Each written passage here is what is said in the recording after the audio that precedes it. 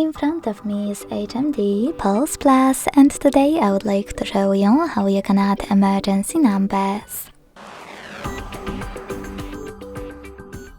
Begin by launching Settings and scrolling all the way down to access Safety and Emergency.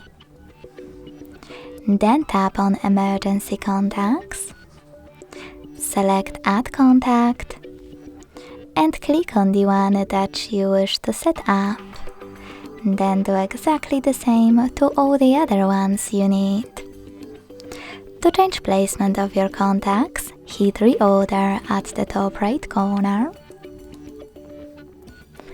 Then you need to pick Order by holding one of your contacts and dragging it to the right place.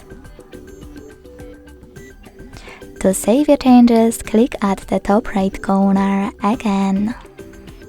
To remove one of your contacts, use this X next to the one that you wish to get rid of and confirm your choice in the pop-up.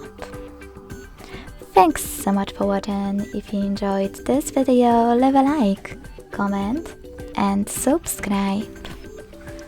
Bye!